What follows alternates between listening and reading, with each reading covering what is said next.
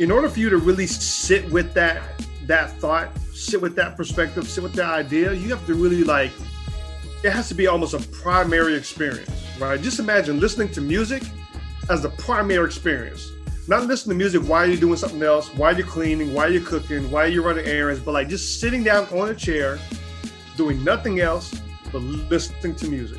All that focuses in that one particular moment. And so when you're reading Umber, or reading any kind of print media, you should feel the culmination of the life experiences in that one moment. That process of discovery, the process of I just found this cool new thing, and the only way you can experience it is in print. You can't actually go online to see what I'm looking at. You know what I'm saying? It creates a whole another level of intimate engagement with the stories, with the narratives. Welcome to Works in Process, the podcast that asks the hows and whys behind creative work. Take a ride with me, designer and educator George Garastegui, as I learn from my guests there's no one way to being a creative, but endless possibilities fueled by passion, determination, and of course, process. That's my guest, Mike Nicholls. He's a creative director, brand strategist, publisher, visual designer, and illustrator. He's been translating ideas into visionary creative solutions utilizing his over 20 years of design experience and natural talent. Mike is also the founder and creative director of Umber Publishing, an independent publishing house based in Oakland, California.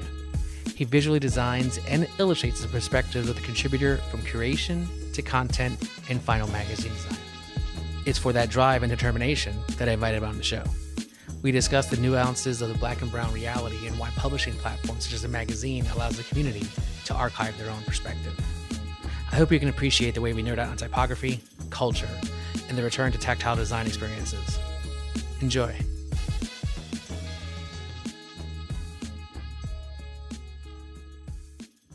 Hey, Mike. Welcome to the Works in Process podcast. Nice to have you from Oakland. Thank you. Thanks for being here, George. Yes. Thanks for having me, George. I know you're swamped with all new things going down with Umber, but we'll get into all of it. But I kind of want to do something really quickly in the beginning. Before we get into your work and your creative process, I like to start each episode with a rapid fire Q&A session. Are you ready? Yep. All right. So it's just this or that questions, right? Either or. Coffee, tea. Okay. Coffee. Paper, digital. Paper. Black or brown? Black. Philly or Oakland? Oakland. Art or design? Design. Helvetica, knockout. Helvetica. Ooh. Here's our either or. Roots, Wu-Tang, or Digital Underground? Roots.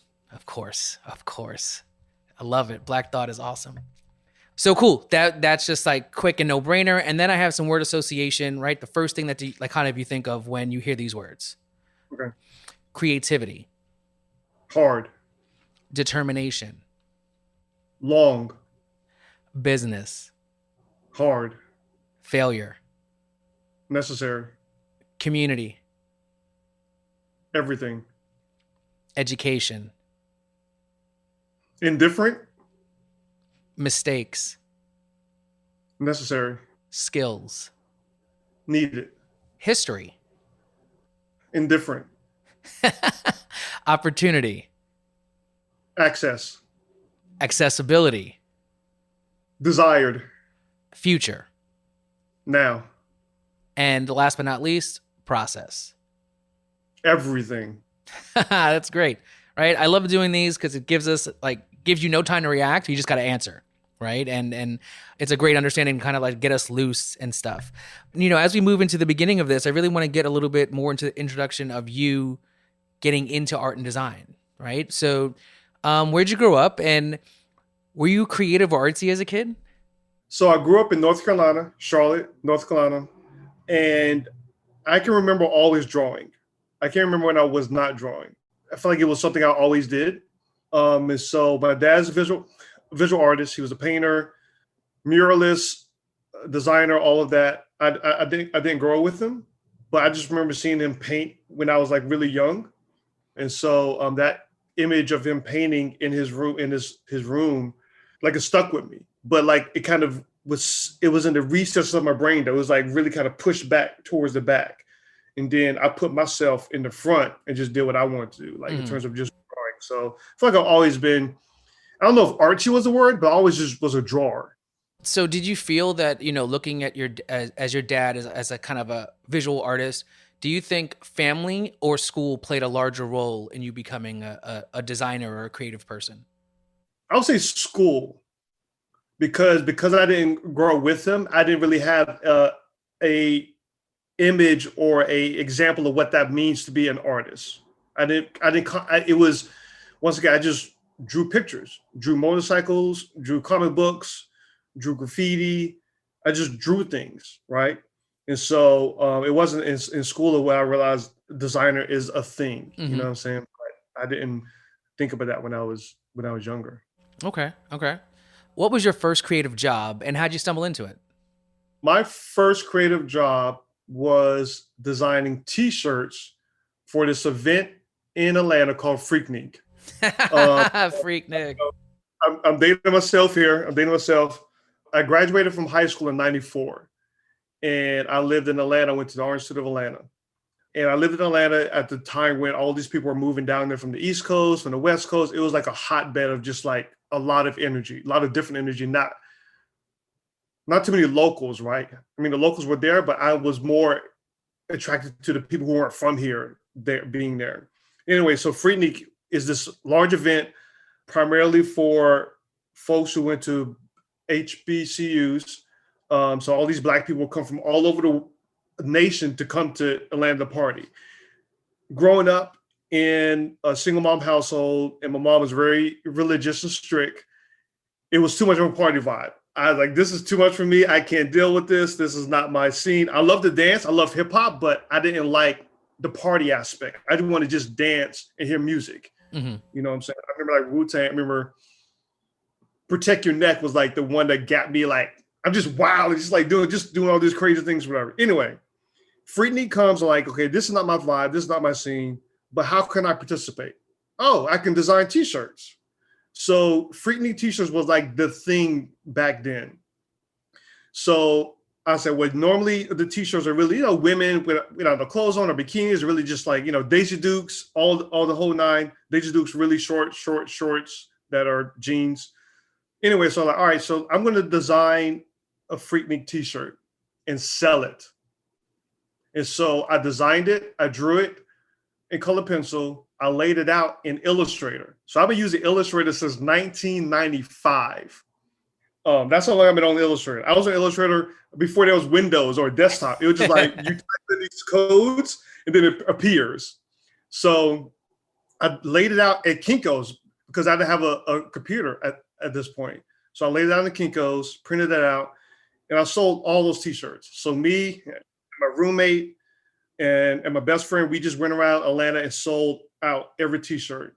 I don't know if I made any money, but I sold out every T-shirt. And then the last day of FreakNik, we see one person walking by with the T-shirt on. I'm like, all my friends asked, well, who sold it to him? Like nobody knew who sold it to him. But he was just walking down, I think it was Piedmont Park near downtown Atlanta. And that was it. So that was my first creative job. So even then I was an entrepreneur I didn't think about it as entrepreneurship. I'm like, well, I'll just design a T-shirt. That feeling has to be so amazing to see all the work come together and then to see somebody finally like wearing your shirt. When did you consider yourself a creative? See, creative, that's like a new thing, right? Like it's a noun. Before it wasn't like a noun, like, creative, like you were creative, but you weren't like a creative.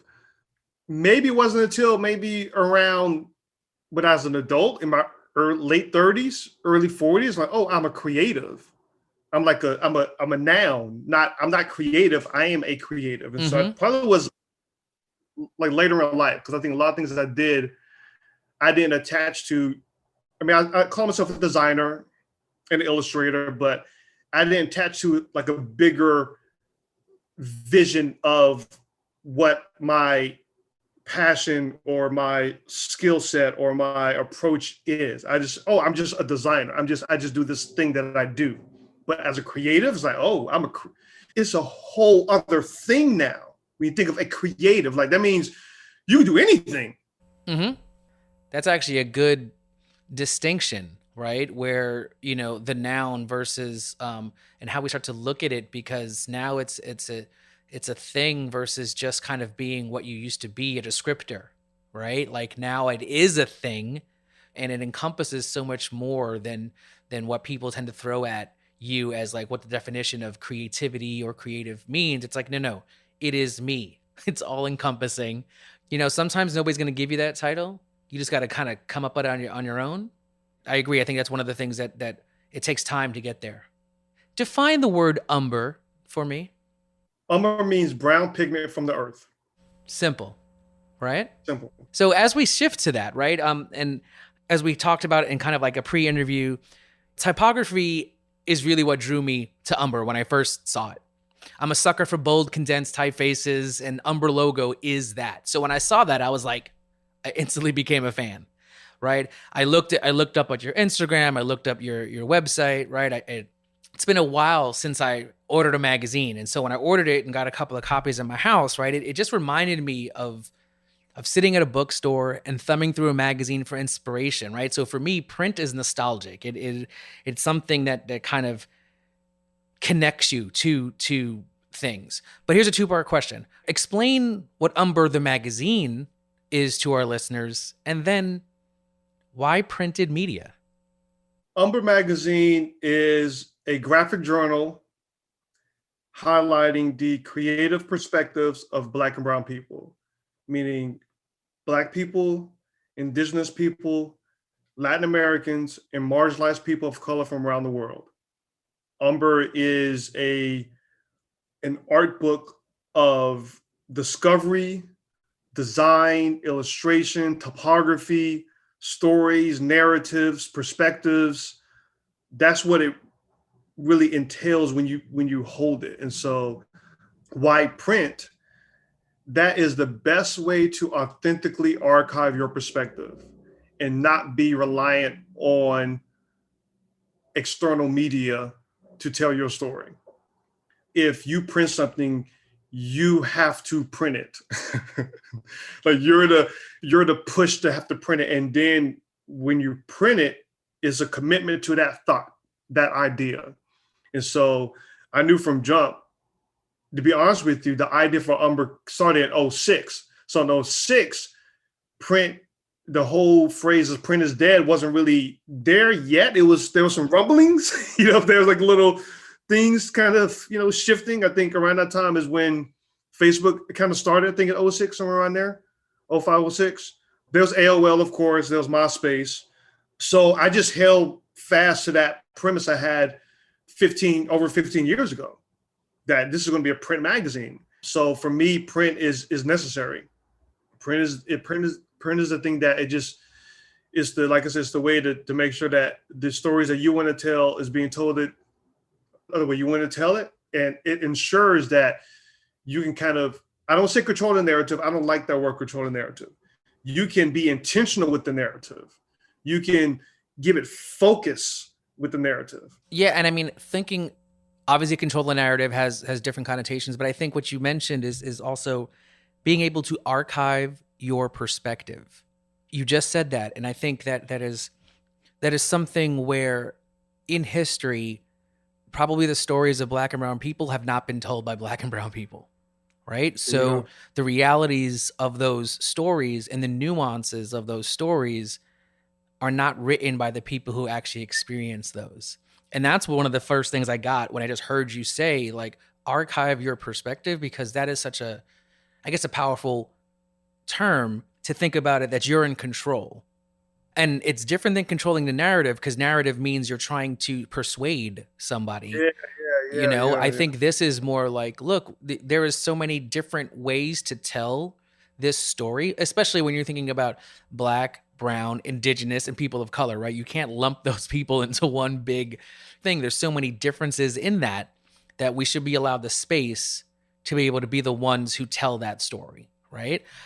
And so I definitely hear that. And then kind of doing some more research, right? I read in a print magazine article you had with Stephen Heller that you consider Umber's approach to design, and this is very heady, but as part cerebral, subtlety, provocative, and wonder. So with all of those things, can you explain Umber's visual style to somebody who hasn't seen it? I would say that Umber looks and feels old and new at the same time. Umber is a convergence of art and photography and lots of letters and typefaces. It's a space where you discover things that you didn't know about prior to.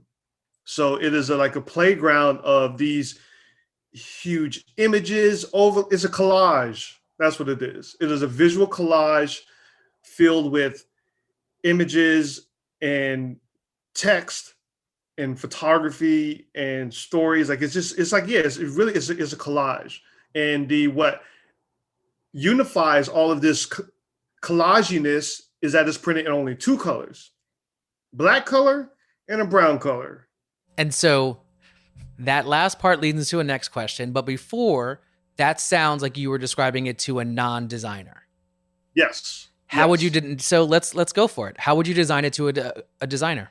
Umber is a graphic journal that puts design and visual art the focus of storytelling.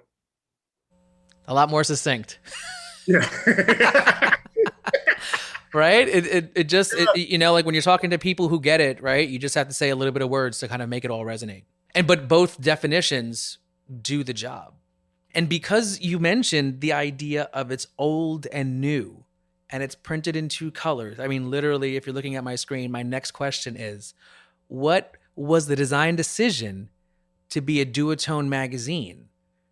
Designed and asked, oh, well, if it's only two colors, it may be cheaper to print in a 4-color one, right? I think it was in the same breath. Like, oh, it'd be cool if it's only two colors, and then it probably would be cheaper to print.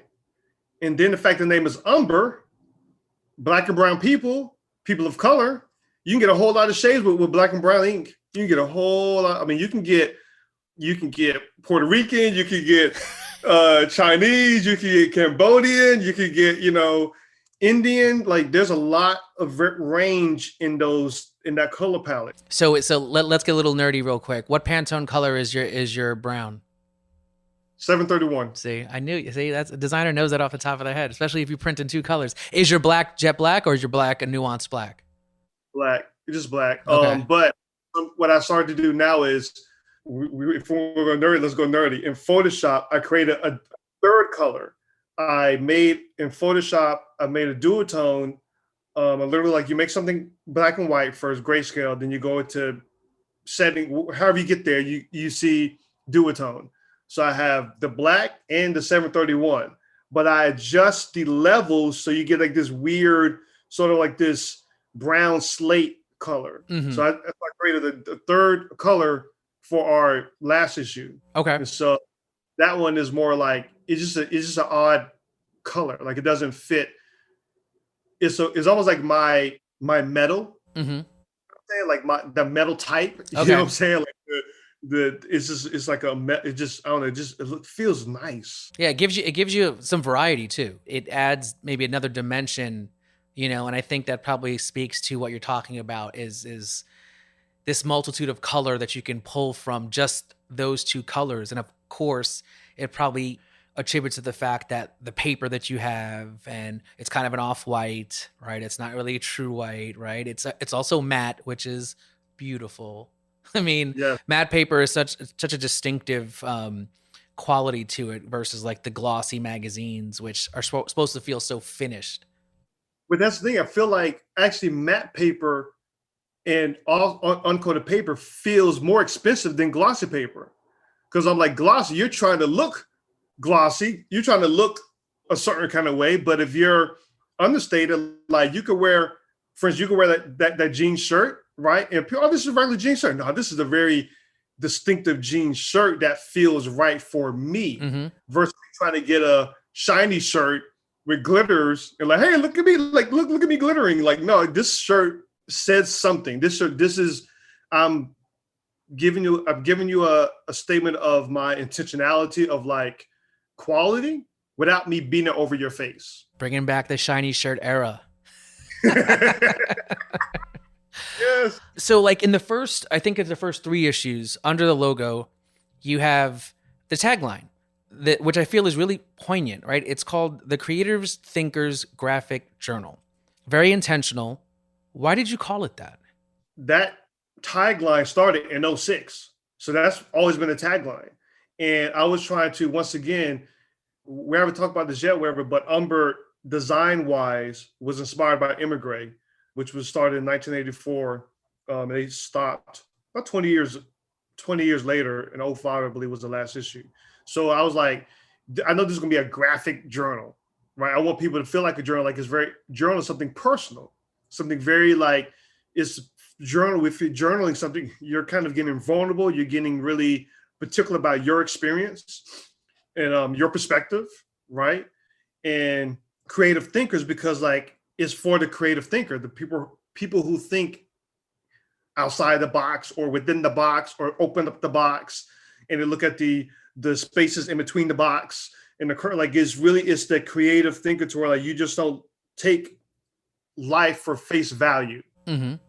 So, I mean, if you think about it and the inspiration of Emigre and kind of a lot of where those magazines in the 80s come from, what other inspiration does Umber pull from? And on top of that, is it because of Umber or is it because of Mike Nicholls? Or, because sometimes it's the same, but sometimes we can kind of compartmentalize and say, well, I know the intention for this is a little different than me in my own visual sensibilities, right? So Umber and Mike Nicholls is pretty intertwined. And really do like, damn, I was like, I don't need a beacon. Am I the only one out here? It has to be some other Black person of color who geek out about font in a particular kind of way. Not your average like type A designers who are very just like, uptight. Like there's some, you don't have to be so uptight about Love and Helvetica. You know what I'm saying? Like there's a way where you can appreciate it and be cool, be chill, be weird, be awkward, but not be so uptight. And so Umber was to be honest with you, it was my way of making myself big, showing up bigger in the world. I was like, you know what?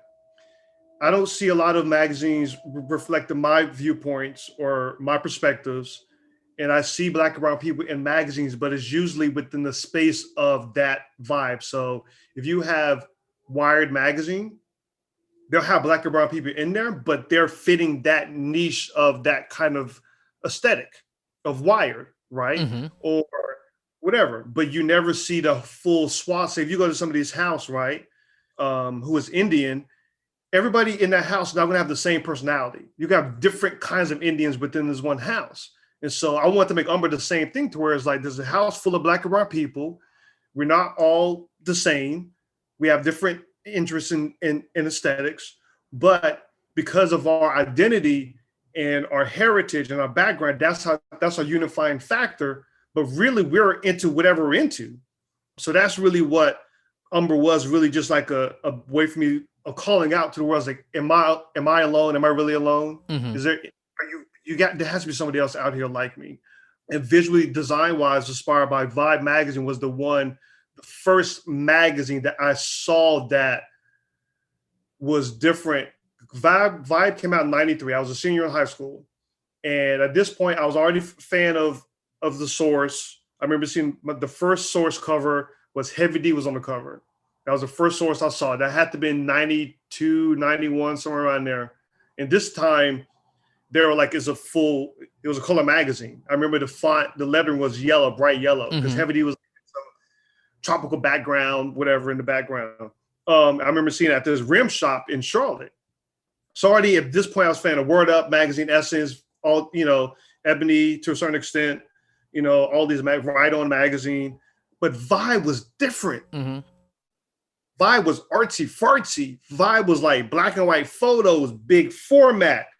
They kind of had a kind of knockout font kind of vibe with, so not so much the masthead, but when Snoop Dogg was on cover of Vibe, he just came out. I think he maybe did one song with Dr. Dre, deep cover, I think.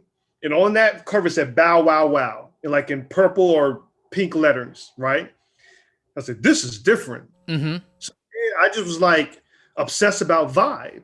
You know what I'm saying? And then I feel like it kind of went down a bit. It kind of became more traditional-ish in this look and feel as it progressed, but Vibe, those first 2 years was like, so really Umber is a mixture of Vibe and Immigrate. Mm-hmm. Okay. Those two intentionalities in terms of like Vibe is all about kind of focus on hip hop culture for the most part, or Black culture, or urban, they call it back then. And then Immigrate is more like my mind, how my mind works in terms of as a creative thinker. So those two magazines, I would say, kind of directly influence how Umber was. Mm-hmm. This is before I even researched magazines at this point. I wasn't researching magazines. Well, yeah, I don't think you need to in that sense. We're around the same age, and Vibe. Also, for me, back in the days, Blaze.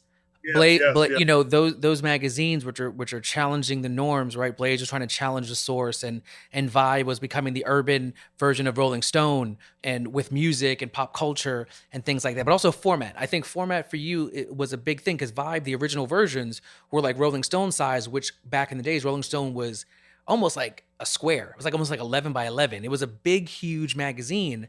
And then eventually, like everything, it got smaller, and, it had less impact. But those definitely are trying to shake things up to and Quincy, obviously Quincy Jones starting, Vibe magazine with that, to kind of be like, urban culture is on par, right? And we know today urban culture is culture.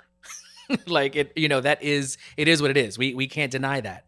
But looking at those influences, and I love that I guess that mixture of thinking of yourself as somewhat of a Vibe and somewhat as an emigre, right? We're talking about design and aesthetics in a certain, like, maybe scholastic way or historical way, and then taking, how do you meld and blend and this, and take this urban culture who's now either that's been thrust upon them, or we've been thrust upon it, or whatever, and how that mixes.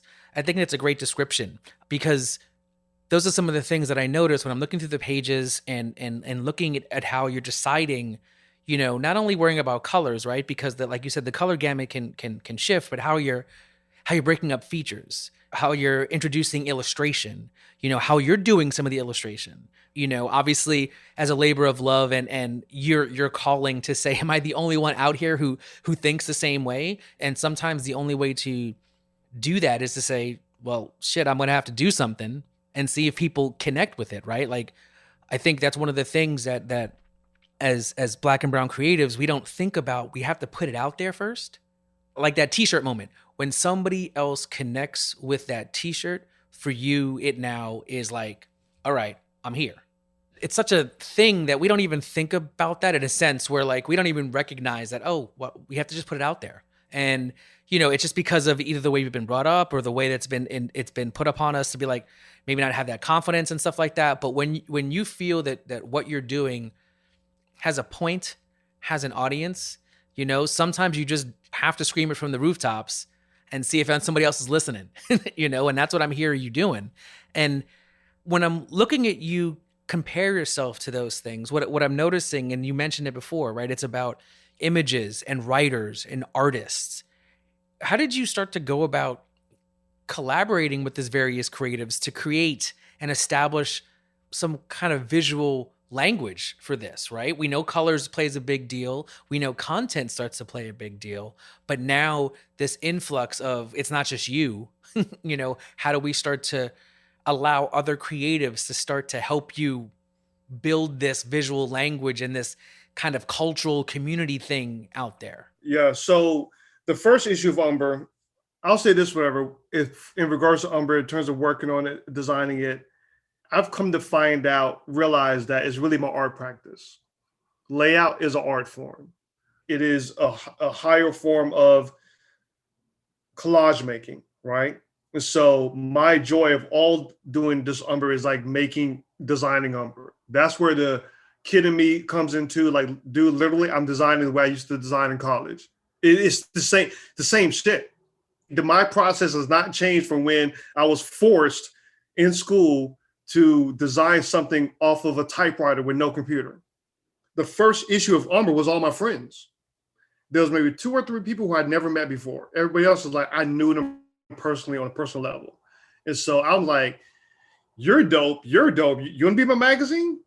So really, in a way to where the way I curated in the beginning was more just like, vibes and feelings and energy. And then my stipulation was I have to do the art. You know what I'm saying? Like that was my only thing towards I have to do it.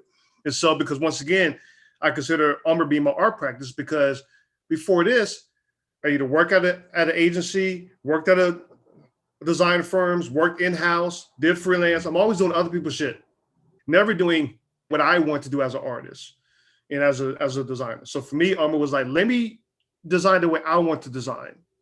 And hopefully people like it. It's almost like any artist, visual artist, recording artist, they put the music out there or the work out there and hopefully people like it. You know, some people are trying to make art or make music to appeal to certain people. I didn't really do it that way in the beginning. I was just trying to do it. And so then, like I said, every issue of Umber is based on the theme. The first issue was vulnerability. The second issue was relationships. And so still trying to figure out what that means to curate based on the theme. And I try to pick things that are very kind of like expansive, where it doesn't get locked into so like, yeah, let's do an article about being married. You know what I'm saying? Like it's not so specific that way. It could be too. Now I'm trying to curate based on the theme now.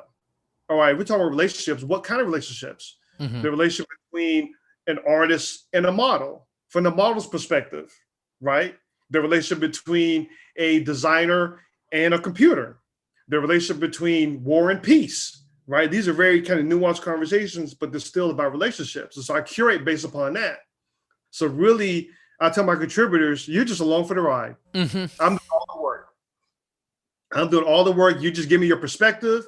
You trust me with your vulnerability, your perspective to give it the light that it needs to be given, knowing that I'm not going to like take your perspective or your idea, your thoughts and kind of like distort it and for the masses. You know what I'm saying? And so really, I treat Umber as my creative practice. Going forward, I'm going to start opening up to get more people to actually like help out with the design and be a part of the process. But in the beginning, I really want to do most of it myself, just to set the tone, just to get the vibe right. And it's still kind of my baby too, right? And so that's really how it's really worked, to where it's like, first it was like bringing my community who I know and love, because I was inspired by Issa Rae when she started, before she did Insecure, she had this web series called Awkward Black Girl. And I remember her talking about it. She said, yeah, you start with your community first. Start with your community first. Then you can get everybody else involved with, but build from that ground base first. And so that's how really kind of Umber started, with the determining the stories. But now for the third issue, for the sound issue, I started to expand outside of Oakland, outside of, you know, even the second issue, there were people, there's an artist from Amsterdam. She's Armenian. She's a type designer. Her work is incredible. Yeah, it's the only issue I don't have, the second issue. That was sold out. I know, that's why I don't have it. That was sold out.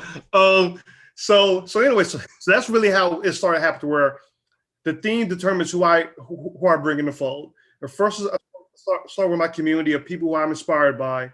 Then at some point, it's people who I refer to me, hey, Mike, this person is dope. But the submission process is all organic. There's no like, oh, give me your ideas and we'll think about it. I can't do that.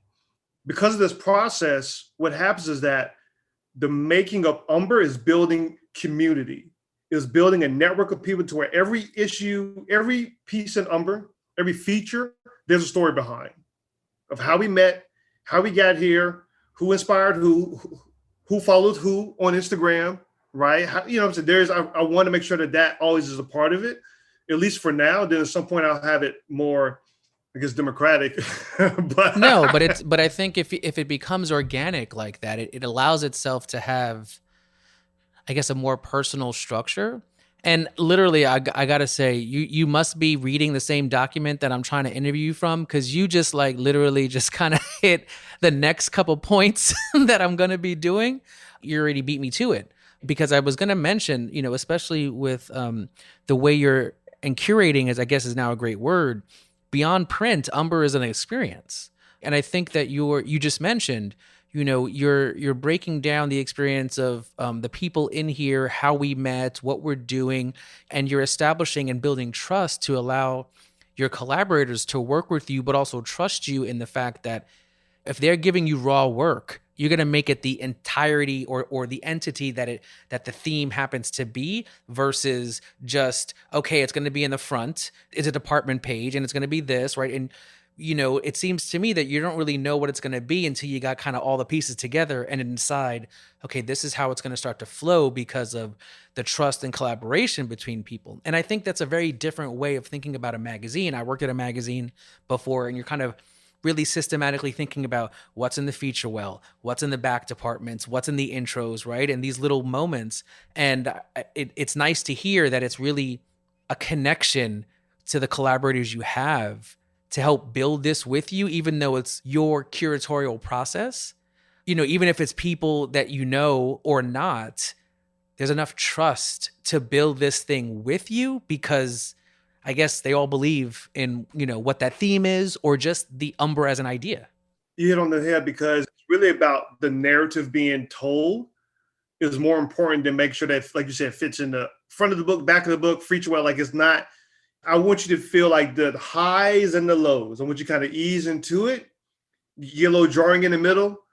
And then by the time you get to the end, you're kind of like, oh, wow, I want to go do something now. I feel that peak. I went through this whole journey, this whole experience of discovery and imagination and inspiration, and just all of these compelling stories and ways of approaching life. But it's really about the stories I tell my contributors that, listen, tell your story. You don't have to preface it as a person of color, because you're around your people.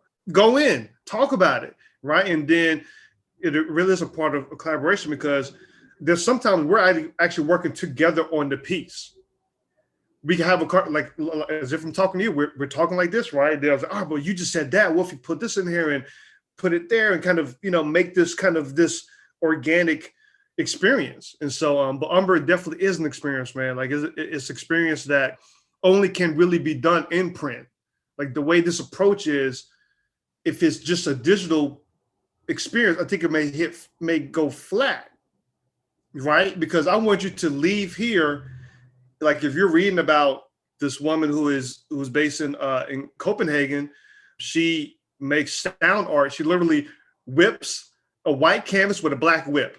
She has this whole process where, right, for the sound issue, I saw her documentary here in Oakland. She was visiting and doing a show of a screening. And I saw, you heard the reactions of people in the audience, like gasping and feeling all these kind of emotions, but it had to be a visceral experience. So I rather you just get a snippet of it in the magazine. Now go and discover more, right? Go into the rabbit hole of the experience of this woman who's doing this incredible art. And so, yeah, man, it's a journey. I mean, that's interesting, right? That you're like, I mean, let's just say old school in the fact where, you would learn about somebody and then you go to the rabbit hole.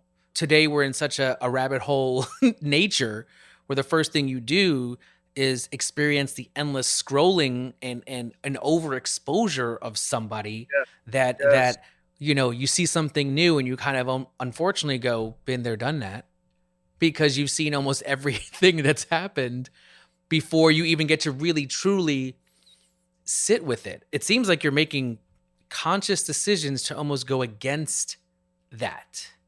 For sure. Like, I mean, and I was still unconscious because I'm very apprehensive. I can count my app on my phone is like, I got like maybe 18 apps. That's it. Even that is too much for me. And for me too, it's just easier for me to read something in print than on screen. Mm-hmm. It's just like the light is coming in my face constantly, where like it's just too much. In order for you to really sit with that thought, sit with that perspective, sit with that idea, you have to really like, it has to be almost a primary experience, right? Just imagine listening to music as the primary experience. Not listening to music while you're doing something else, while you're cleaning, while you're cooking, while you're running errands, but like just sitting down on a chair, doing nothing else but listening to music. All that focuses in that one particular moment. And so when you're reading Umber or any kind of print media, you should feel the culmination of the life experiences in that one moment. Just for all of that. It should just be like surging through your body, right? And then you can make a decision if you want to go deeper or not and go online or find out more, right? Or share with someone else. I have tons of people who would buy Umber, then they'll buy a bunch of copies for their friends after reading it from me. And so that process of discovery, the process of like, oh, I just found this cool new thing. And the only way you can experience it is in print. You can't actually go online to see what I'm looking at. You know what I'm saying? It creates a whole another level of intimate engagement with the stories, with the narratives. And allows you to be in control of like what you find instead of trends or media telling you this is the new hot shit that you need to know.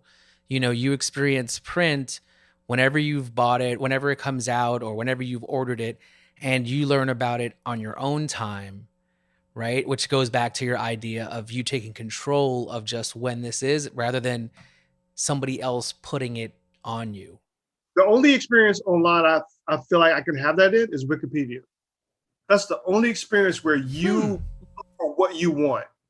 It doesn't tell you, you should, unless you probably go to the homepage, you are looking for what you want.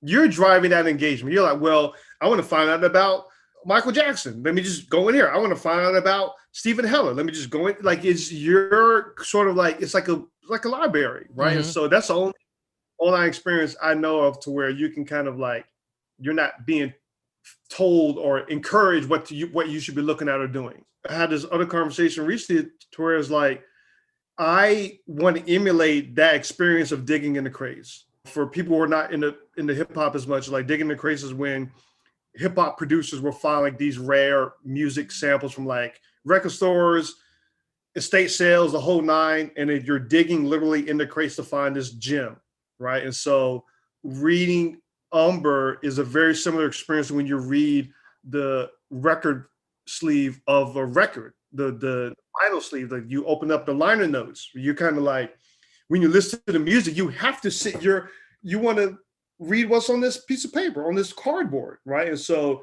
digging, in the crates or digging into the stories and into the narratives, like that's all a part.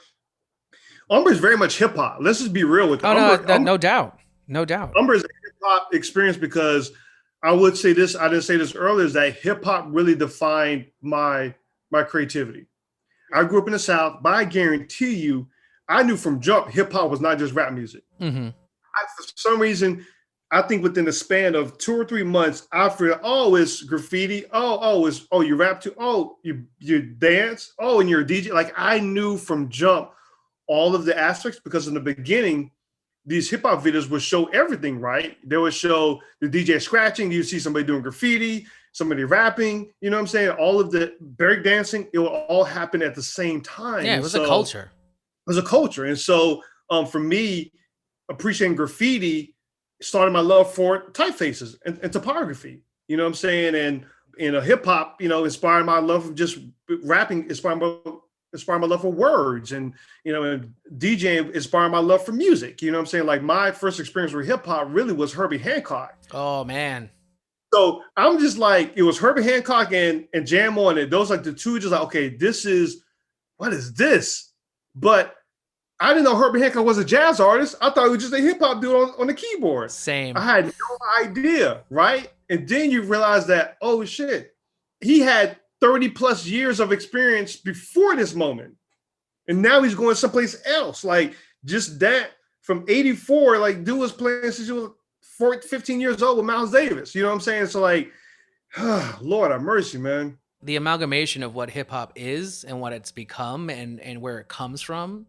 The idea that you can kind of almost make something out of nothing, and I think that's kind of what we work with as our baseline.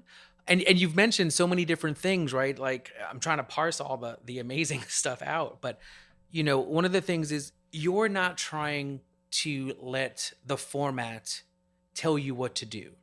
And with that, you have large format magazines. You have little digest kind of magazines or little zines that are called, that I think are dubbed like Black and Brown Perspective, right? So it's allowing you to kind of change up format, change up size, change it just like, I want to feature 2 things instead of a whole magazine, right? And then recently, I think it was probably the beginning of this year, I received the email that the Umber brand is expanding, right? Like I was like, okay, you're doing all this. I'm already following you. We was trying to get you on the show, and then boom. Now you're starting 2 new publications, one called Tone and one called Slumber. And I remember Slumber kind of was a feature, at least in one of your issues. Can you share anything about those new upcoming projects? Yeah, for sure. So yeah, Slumber was in issue 1, 2, and 3. It wasn't in 4 because I knew I was going to eventually have its own, space. So Slumber is an adult magazine of sexual expression from the Black and brown perspective. And so, like you mentioned, Slumber has always been the section in Umber, where it's really talking about sexual experiences, desires, erotica, not porn so much. Porn just feel like it's so like hard, no pun intended. It's like, "Argh," and it's not that. There's some nuanced stuff around that, but not really.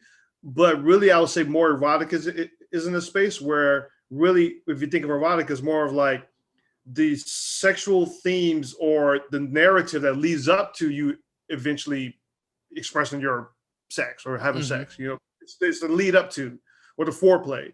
So I really want to create a print magazine that shows our perspective on it. But a lot of times when you're looking at media in regards to Slumber or in regards to erotica, if they're showing Black and brown bodies, 9 times out of 10, the person who is filming it or documenting this are not Black and brown. You can appreciate somebody's form or the body or what makes them sexy, but it doesn't have to be exotified. It doesn't have to be like, looked at in a very like, ooh, look at this kind of way. The male gaze, you know what I'm saying? Or just any kind of gaze, And so I really want to create a magazine that, you'll see the nipples, like you see some skin, but there's another side of that conversation too. There's the vulnerability of it. There's the nuance of it. There's just the accountability of this experiences. And so that's what Slumber is going to be. And in Tone, whoo, man. So Tone is going to be a printed magazine for the forward-thinking Black man. So there have been some Black men magazines out there, right? The one I can remember the furthest most was Ebony Man. Ebony Man came out like 83, 80s. It was like around for like 4 or 5 years. It didn't last that long. Just basically Ebony for men. Then there was a magazine called Untold, which was based in the UK. This Tone is less about how you see Black men, more about how we see the world, our perspective of how we exist in the world. Like think of MF Doom or Batman, right? It's less about Bruce Wayne or the guy behind MF Doom's mask. It's more about MF Doom's perspective. Batman is more of a symbol of justice or whatever he represents, right? It's less about Bruce Wayne, more about Batman. So Tone be more about our perspectives, our lifestyles, our nuance, but not so much how you see Black men, because that narrative has already been kind of explored, right? And so there's other online medias for Black men, which are great. And, I want to even leverage some of that as well too. Like, hey, you got an online article, maybe we could do a print version of the article, right? And give it a different kind of look and feel. And so Tone is going to be special, man. Like Tone is going to be special in a lot of ways, meaning that it's going to be a chance for us to tell the full range of experiences of the Black man, right? Not just, oh, here's a man with a wife and 2 kids and got a perfect life. Oh, here's a man that's all built, they got muscles, whatever. There's also the Black man that likes to hike. There's a Black man who enjoys reading comic books. You know what I'm saying? There's a Black man who may not look maybe a little pudgy, but he's a great cook. You know what I'm saying? Like there's all these different ways where we can explore our experiences as Black men that we'll do in Tone. It's such an important aspect that you continually to mention. There's nuance and variation in the conversation that is not necessarily being totally focused. And I think that's where you're trying to fit in. Well, here's the thing too. Also to be authentic about it, like not try to pander on that too. There's a way to where you can like kind of lean into like, like, no, just do your thing. Like just be you. You know what I'm saying? Because there's a way where sometimes these stories are being told, but it's being told in a very sensationalized way. Like very like, there's a whole press thing about it. Like, no, like most of our lives as Black and brown people, definitely as Black people, just like anybody else's life. Get groceries, you know what I'm saying? Do whatever. A lot of times the society will remind us that we're Black. Right. The society will tell us that we're Black or brown. If it's there, they'll remind us, right, in a way that's not really that benefits us. Mm-hmm. You know what I'm saying? And so even if they're trying to benefit us, it really isn't, because there's a narrative where they'll just hold on this narrative of our struggles, which is real, right? But we have other experiences too. You know what I'm saying? And so those two new magazines are going to be really, really special, and along with Umber and BBP. So 4. I know you got 4, and you mentioned something when you're talking about Slumber. You know, the idea of essentialization of the form and the male gaze on imagery and things like that, and who gets to control how that's going to be looked upon. And I wanted to ask you, like, obviously tone you mentioned is obviously for the forward-thinking Black man, but the audience of Slumber, are we going to be experiencing this from different perspectives, from the female, from the male, from the non-binary? Like, what is the variation that we're going to have so that you're continuing to tell that nuanced perspective? So I would say this from jump, it'll probably definitely be from my POV, because since I'm starting it, for one. I would think one is that I've done tons and tons of research on magazines. I've definitely been buying a lot of erotica magazines of late. You know what I'm saying? And so I make sure my son doesn't come to the studio so he doesn't see the thing. And so Slumber would definitely be looked at from the perspective of, I would say probably would be leaning towards hetero intentionality around it, but it's almost like, not saying that we won't have stories around like queer and non-gender conform, that all of that would be there, but the experiences would definitely be more so suited around what my interests are, right? And then it's almost like if I want to introduce somebody to an experience around kink, or whether it's like on queer, BDSM, I'm not going to just bam, give it to you, because there's already magazines that are already doing that are literally like this, you're here for this experience, right? So let's just have it. But if you're kind of curious about it, maybe you'll see it in Slumber in a very kind of way to kind of as an introductionary piece versus like this piece is solely about that. Right. You know what I'm saying? So it's almost like kind of like easing you in versus like just giving it to you, no pun intended, raw. So and I guess, you got to stay true to it if it's going to be from your perspective, right? You don't want to be inauthentic to kind of showcase something, just making sure that, obviously like, you've done enough research to know that maybe that is the introductory point versus the knowledgeable perspective, right? So getting people a little bit more comfortable with some of these things that maybe in the Black and brown community were not so easy to talk about, or things like that. I'm gonna be real with you. I definitely was something I was really kind of like full disclosure, like, okay, should I make sure everybody's included? Should I make sure this? Can I try to make sure all? But then it's like, you know what? No. Be you, and then just even my experience or whatever around it is kind of like, I dated someone who was queer, and being with her kind of, I was, I didn't know. I didn't really have an understanding of what that world was. And so the way that she introduced me to it, I would introduce somebody else to it the same way.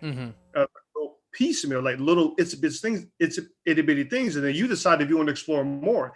Same thing with Umber, right? I'm not giving you the whole story, just enough for you to want to take the journey on your own. And so, yeah, you're right. Like, I think all of this, let's just be clear, like Umber isn't a vacuum of just me. Umber Publishing, there's other people, there's amazing people I'm working with that are helping me with this vision I have, whatever, but I'm speaking my truth. I'm leading with that. And so then as Umber evolves, as I evolves, and those things will shift, whatever, but it's better to come at it from your perspective. So you know that you're not trying to, listen, I'll talk about pandering a little bit. I never wanted to come at something to where it's like, I got to make sure that I include this person to meet my quota. Because a lot of companies would do that. Where there's, they'll say, we got to make sure we meet our quota of Black and brown people. We got, like, listen, who's coming to your house? Who are you eating dinner with? I mean, not in the pandemic. I mean, that's just when you're mad, mask up. But really, right?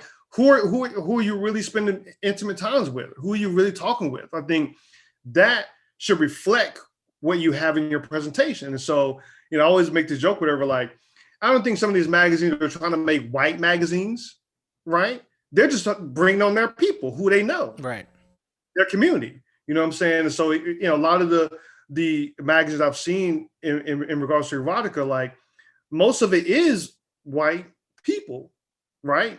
You know what I'm saying? You will see a few Black and brown people here and there, but mostly it's just a lot of white folks in there. And so once again, Umber reflects, and I'm so fortunate to say this, but Umber reflects my community, who I actually like share time with on the phone, whether it's Zoom, whether it's like going on hikes, whatever. Like these are the people who I really actually care about. You know what I'm saying? I want to make sure that their perspective is being heard. And so Slumber going to take that same approach with Slumber. Yeah, and I think that's really important. It's really important to make sure that you share their perspective and not try to, I guess, pander to other people, but not also sugarcoat it. There's a reason why things are created for certain people, and the audience gets it or they don't, right? And you're either going to take them on a journey or they're going to not be part of it, and that's okay. Not everybody's supposed to like all the things that we do. That's why it's called nuanced, right? That's why we have multiple things, and also us as individuals all don't like the same thing. So I think having the ability to have multiplicity in what we like, what we're able to experience, what we can experience, I don't know. I think it's going to be really, really clear and really, really, I guess, engaging to make sure that the community that you're building starts to have other outlets. That Umber can't provide everything. That you're able to do this. So when we talk about these new magazines, because we can talk about this, honestly, we could probably geek out for a long time, but I want you in one sentence to describe how visually Tone is going to be different than Umber. But Tone is going to be in full color. I'll be using a spot color for the blue. So are you doing 5-color process? No. Check this out. Okay, this is inside secret. Okay, I'm replacing the cyan with a Pantone. Oh, nice. So the spot color will always be there. So anytime, it's gonna be hell to make to make full color, but I didn't think about that shit. Damn. Yeah, that's why I'm like, wait a second. Well, if I tell them that, for cyan. Oh yeah, if you put cyan, you put 295 or something like that. You're definitely gonna. Yeah, well, I could just tell the printer to where it's like every time you see a cyan plate, it's a spot color instead. Yeah, Oh, so, I want to see some printing plates on that. I want to see some of the press sheets on that, because that just seems, depending on how light or dark your blue is, right? Because cyan is such a nice kind of like mid-tone. Yeah. This blue is a little on the slightly darker than cyan. Yeah, that's gonna give some richness, though. Yeah, once again, you're dealing with Black people, so like you may get some things that you probably wouldn't see before because of that. And so Tone would be unique in that way. Umber would still be black and brown and BBP. Slumber, I'm not sure yet. Slumber, I may even do 3 colors for Slumber. I want to get some flesh tones in there for obvious reasons. So yeah, so I'm not sure yet exactly, but for Slumber, but I think it's not going to be just black and brown though. It's definitely from our perspective of people, wherever, but there may be a little bit of like some nice rose color in there, you know what I'm saying? And so I may introduce one other color for Slumber. That'll be interesting how you start to take that color theory with that. So as you started talking about shifting perspectives and things like that, right?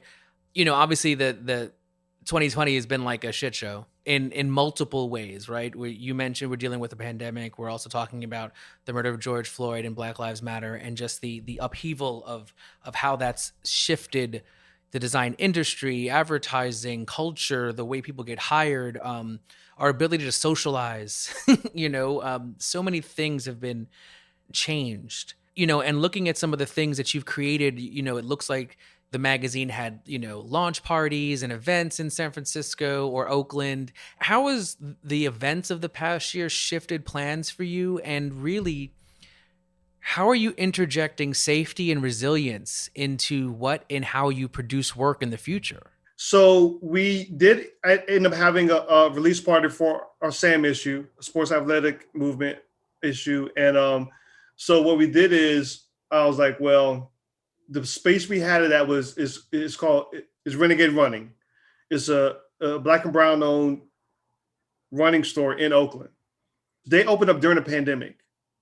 A physical brick and mortar store opened up during the pandemic. And so I went in the store. I just loved the energy. The owners were just great. And so I was like, well, if we do a release party here, the space is huge, right? How can we do it? How can we keep people safe? And so what we did is we had it to where 3 time slots where you can come. right? Either 4 to 5, 5 to 6, or 6 to 7. And then there was a limit of how many people can come per slot, per time slot. And so 15 people at the most for 4 to 5, 5 to 6, 15 people, 6 to 7. And so that's how we did that. And we had like hand sanitizers. Everybody had a mask, and we kept the doors open, because normally our events is sort of the big things that Umber does, right? Like with 19, we had a sound issue, and our sound issue, we had at Bandcamp headquarters, and their headquarters is in Oakland. And so, and that was phenomenal, dude. Like, it was incredible. I had people who were featured in the magazine actually perform that night.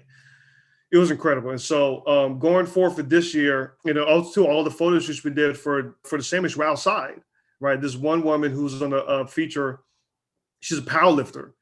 So we did a workout in the forest. She was lifting up logs. She was like literally lifting up logs. And so we did our photo. Normally we'll have the photo shoot in a gym. So that's really how we kind of shifted to where photo shoots are on outdoors. And a lot of time too, for the photos, sometimes we do live shots. Sometimes we source photos as was already out there and existing. And so that probably be the same thing for this year. This year, maybe a little different from last year. I mean, with, I guess the vaccines are going out now, but I'm still going to approach it as if I did last year, and just keeping everything very separate and very just like on its own. And so in terms of an event, I don't know. I mean, we got 4 publications coming out this year. It's not going to be the same that everybody's used to. It's just the challenges of this. I don't want to call it new normal, because that means the other thing was normal was good. It's just different. So, as there's so many things going on, and obviously you're challenging yourself with new themes for different concept magazines and magazines that are coming out. What has been the most fun to create? I don't know if you can see behind me, but that is my vision board for Tone. Mm-hmm. So every issue I make those things, those vision boards, of physical vision boards. So those are fun, just to kind of like cut up magazines and make these little shapes, whatever. That's always fun. The most fun cover was the Sam issue, this cover. That, of all the covers I did, that was the most freeing fun cover that I did. It was like fun to do. It was like, oh, let me put this here and put that there. It doesn't have to be like all kind of like sophisticated, just play. Right. I wanted that cover to feel like, what I'm saying, like with the playing of sports. And so that was a fun cover. So as we start to shift towards the end of this conversation, right, as this imaginatively informative conversation, you are a designer and creative strategist with over 20 years of experience. What aspects of the creative process do you still struggle with? Organization. Does that make sense? I could be something very impulsive in my design. Oh, let me just do this, right? But then I'm missing out the thing I was supposed to do before. So just kind of organizing the process, I think, has been the most challenging. And that's why I love having themes, so I can kind of narrow my focus and not be all over the place, mm-hmm. right? That's why I love black and brown ink. So tone is going to be a challenge.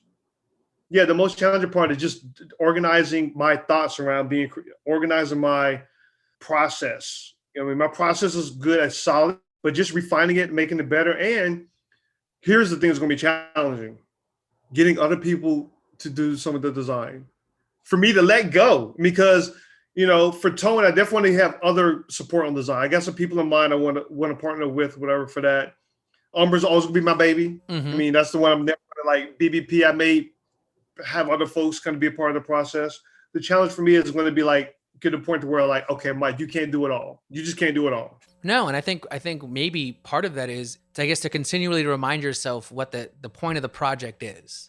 Right. Yes. And if the point of the project is forward-thinking Black man, like, how do you make sure that the people you onboard, the people you bring there, the people you collaborate are helping you with that? Because then at least maybe that then frees you up, right? Because it's not like you have to then control the thing because the other person gets it too. If you did leave it in their hands, or, here's a couple of pages to do, you don't have to be micromanaging them because you're all kind of in it. George, that's spot on, because that's really literally what, the process has been to where it's like, I want Tone to be uniquely different. There'll be some similarities in terms of like the approach, but I want you to feel different. For Tone will probably have a life of his own, to be honest with you. I think it's going to be its own little thing. That's gonna be on the side. And then I think of Umber Publishing as a creative think tank. Mm-hmm. All the like the crazy, oh, what if we do this? What if we do that? But then the output of those creative processes is a publication. And that would be good. It's going to challenge yourself to kind of change and rethink the way you do things. And obviously having one magazine as your baby, still at least you're rooted in that. But then the other ones being like, to make these successful, you do have to kind of let go a little bit, right? Like the kid has to go to college. The kid has to start, doing his own thing and everything. You can't just be like, you live for home forever. Like, Man, I visually see that when you said that. I see that. So now with that said, right, and thinking about what you've been able to do over the course of your career and thinking about what has changed and the way you were taught or the way you were have grown up to be this kind of like artistic or creative individual, but knowing everything that's happened so far and knowing everything that you've been doing, what advice would you give that younger self heading into the industry today? Do your own shit, man. Small step, big impact. Keep it small, very attainable, and do it. Be aware of what's happening, but don't pay attention to them. Like, don't try to follow, don't try to be the next somebody else. Right? You can be inspired by somebody, but don't try to be that next person. Be your own individual self. And so I would say really I would say like just make something really cool for yourself, but make it really small, but then just print a lot of them and just put them out in the world, right? And see what happens. But, you can respect people, you can be aware of what's out there, but don't follow their shit. So on top of that, with the influx of, and the way that we need to have more Black and brown people in design, in creative, that most schools have been cutting the art programs and the music programs and all that stuff, right? Because nobody else understands the arts, right? What kind of support do you think, is needed for young creatives coming up today? I partner with this one organization, Interact Project. They've been teaching a design for 15 years now, giving free classes for students. I wish there was a way to where not so much on the job training, but when I worked at Kinko's, it was the best experience because I could just print my shit out. I can actually have an idea and then see it come out on this big machine, right? So just the visualization of that you can make something and then it appears, the visualization of that you can draw something, then it becomes something bigger. So I think the best, dude, if it wasn't a pandemic, like it would be great to just have somebody just hanging out. You know what I'm saying? Like, and my son, he's 10 now. He's already on Illustrator. He's been on Illustrator since he was 5. He's already drawing, designing, and doing this. I mean, he's doing it because he sees me doing it. Mm-hmm. You know what I'm saying? But he already kind of, because he's seen me do it, right? So I think seeing somebody doing the things that they love and they are proud of doing, that's all what you really need to see, is just the person doing it. Seeing an example of it being done. And then you'll decide for yourself at some point if you want to do it for yourself. Access, dude, is the main part. And so as much as it's great for them to have internships at these big companies, design agency or tech firms, like also know that you could also do your own shit too. Or if you're working for another company, have a vision for what you want to do for yourself and not be so reliant upon working at this company. Yes. So I think you have to have all of the options. You can work at this place, you can work at that place, or for that brand, or for that company. And that's okay if you want to work there forever, right? Your value is not defined by where you work at. You know what I'm saying? Your value is not defined by, I worked at this place, so now my value is up. In some ways it is. Flex that. But know that their value is up because they got you there. That's how you really got to see it. Okay, you're benefiting. I mean, be humble about it, but like really knowing all the aspects of where you can see yourself in the world. It's funny too. What if even if it was almost like parallel play? You do your thing, I'm going to do my thing, and then you just kind of peek and say, "Oh, what are you working on?" Right? Just that little, just being in the same proximity. You know what I'm saying? Of kind of being, even if you're not a designer, but just seeing, oh well, maybe I want to do my own business for something else that's not design, right? But just. Yeah. So once again, there's nothing wrong with working at these big companies, but that shouldn't be the end all be all. This happens a lot in the Bay Area, right? People always want to announce when they work at a big company. Hey, I work here. wow, look at me, I'm here, I made it. Like, it's like, that's great to her, but this should also be like, hey, I got my own company. You know what I'm saying? Like, hey, I just started my own thing. Right. You know, hey, I didn't get a cosign to do it my way. All those things are valuable. Right. Not one is over or above the other. Right. And I think that that's true. Like people feel that the success of the big name is more valuable than the other thing. And what resonated just recently when you're just talking about, the sitting next to somebody and just kind of like mirroring and shadowing somebody. They don't have to be a creative, but you're an entrepreneur. Maybe you're an interview person and they're looking at that, right? They're looking at all the other aspects of who you are as a creative individual and learning from all of those different things, right? Not just Mike as a designer, not just Mike as an illustrator, not just Mike as a this. They're noticing Mike as a person. Those intangible things that you almost can't teach, they're learning because they're just kind of picking it up. They're picking up the respect. They're picking up, how you talk to people and, how you deal with money or how you deal with business opportunities, right? Like those things kind of get lost currently. And I think, going back to that's what you gain with maybe being at a smaller company. That's what you gain because there's so much more intimacy there. It goes back to, honestly, Umber, nuance. It goes back to that little thing, understanding that there's value in more of those little things than just the magazine. Talking about community, you're talking about people, you're talking about where are my people, right? Like you can just be in this room and you don't have to code switch because we're all in the same room and we all get it. The thing about it too, George, is that I know that whatever I'm doing for Umber has to happen for the next thing to happen. I'm not going to be here like, oh, Umber is my all right now, but I know this has happened for the next thing to happen in my life. Right. Right. And so launching this crowdfunding campaign for Umber Publishing in March and just really getting that to really glow and blossom, like that has to happen in order for the next thing to happen in my life. Right. You know what I'm saying? So like there's like you got to get it out, and then who knows what the next chapter is going to be after this thing is all out in the world, So right, but it's got to be out there, and you got to promote it, and you got to let people know.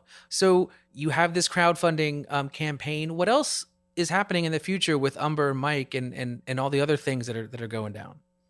Yeah, so the goal is with this crowdfunding campaign, it's a big goal. I'm not going to lie to you. It's a big, definitely a big goal. Very lofty, but I think it's doable even within the pandemic and the way that we're, this crowdfunding is not like perks per se. Every pledge you make, you're getting a physical copy of Umber. So here's the thing. Whatever happens with the crowdfunding campaign, these 4 publications will come out this year. Mm-hmm. The crowdfunding campaign will allow us to grow Umber to where I can bring on more people to help out with some of the design, the editorial, marketing aspects, to help Umber grow. So this crowdfunding campaign is to grow our readership and to grow Umber to have a bigger footprint outside of just the print magazines. So really, I just want to make sure that people know that this is not crowdfunding. Oh, you pledge $10 and you get a local hand wave. Like, no. You're getting something with $10. You're getting a physical. You're getting BBP Digest with your $10. So think of it more of it as pre-orders, right? Okay. Versus just as a perk. You know what I'm saying? And what's the timeline of these things? So the goal is March 16th. And that's for everything or just Umber itself? Or you're considering under Umber Publishing as one? Yeah, and it'll be for 45 days. And then after the campaign is over and we get all our funding, yay! And then also to a part of the pledges is subscriptions. People have been asking for Umber subscriptions for the past 4 years. And I wasn't able to do it because I'm only doing 1 copy a year, right? This time we're doing the 4 publications. You'll get either a subscription for 1 year or for 2 years, which will include all of Umber, Tone, BBP, and Slumber. All right. Right. Then if you don't want to get the Slumber, you know what I'm saying, you can just get just the Umber, or you can just get just the Tone, or you get the individual as a pledge, right? And so the next year, 9 publications. Oh, you're being aggressive. You got to go hard or go home, man. And so it'll be 2 issues of Slumber next year, 2 of BBP, 1 of Umber. So the theme for this Umber is wealth, which is going to be phenomenal conversation like, once again, a nuanced, authentic conversation around wealth from the Black and brown perspective, where it's not just about your assets or your finances, about the mental aspects of wealth, right? You know what I'm saying? Like, land is wealth, right? Your mental state is wealth. It's not about money only. Exactly, right. So that's happening. And then, so you get an inside scoop. I like it. The theme for next year's Umber is topography. Oh, listen, George, boy, I tell you now, Lord have mercy. Then 3 carpets of tone next year. That's a good slate. That's a good slate. I mean, look, with so much on your plate, I love that you're breaking it up.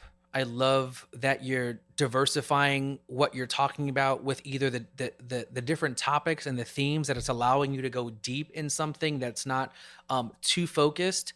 You know, it's broad enough to have variation. I think that adding these new publications allow you personally to grow, but the brand to start expanding and showcasing the fact that the Black and brown perspective is not singular. It is different. It is unique. It's broad. And I think that's going to be one of the things that having these multiple publications is going to allow Umber Publications as a brand to start doing. And I really enjoyed the fact that you giving me some scoops. You know, I'm just going to blow it up when this episode comes out. No, but I think that just is a testament to the fact that you're trying new things and really excited about where this whole thing can go, because you're taking it, you know, far beyond, you know, what other people have been doing. And there's been, like you said, Black and brown magazines, and you're not trying to step on those toes of who've come before us. You're trying to elevate the conversation to be, it is from the perspective of us. It literally is the FUBU model, right? Like, for us, by us, right? You know, and I think that's really great, because nobody should be telling our stories besides us, especially when you talk about the nuanced perspective, because otherwise you're just gawking, you're just looking at it from a different thing and like sensationalizing us as an entity versus a people. And what I see you doing is creating community as a people. This crowdfunding campaign is going to blow up. I can sense it. It'll probably hopefully be within when this episode gets released, you know, so hopefully we can use it as a way to promote. But I really, Mike, I thank you so much for being on this episode. I think there's so many nuggets. I think my editor is going to be hard to find out how to cut. So we may just have to be a long episode, because there's so much in here, and you're so giving with your time and what you're trying to do and what your intentions are.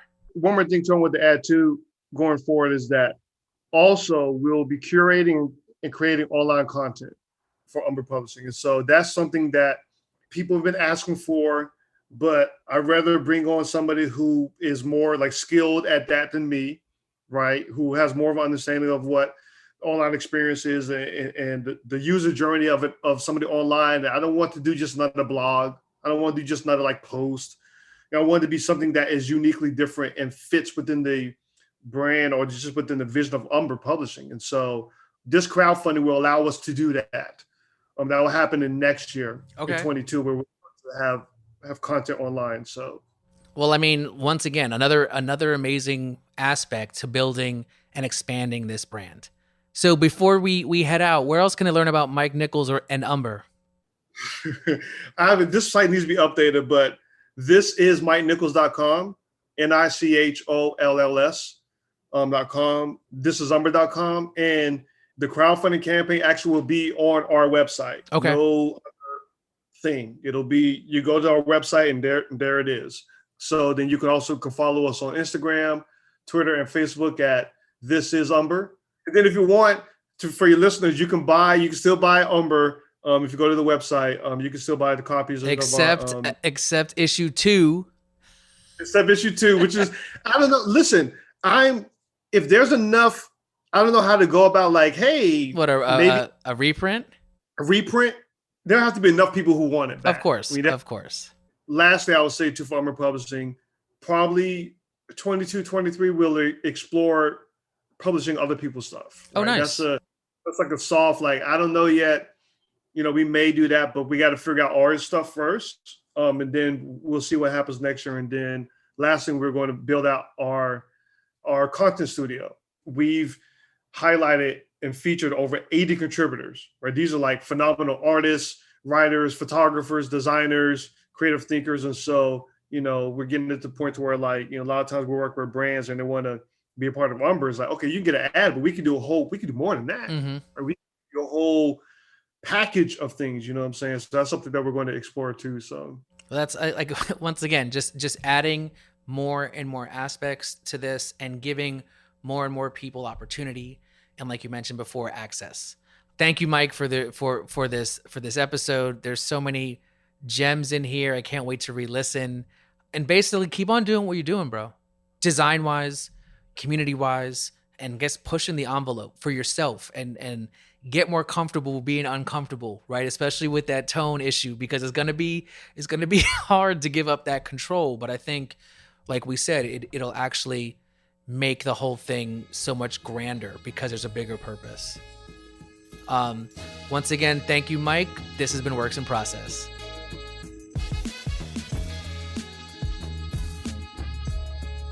I want to thank Mike again. I'm so inspired by all the new ventures he's creating with Umber Publishing and his approach to creating experience with the printed form. I'm glad we were able to chat about the future of Umber and how we'll continue to add nuance to the Black and Brown experience. The Works in Process podcast is created by me, George Garristegui Jr., and this episode has been edited by Hearsay Productions. Thanks so much for taking a journey with me, and I hope you enjoyed this episode. Be social, and let's connect on Twitter, Facebook, or Instagram. And if you like the show, don't be shy. Feel free to leave us a rating or a review on Apple Podcasts. And until next time, remember, it's not always about what you create, but how you create it.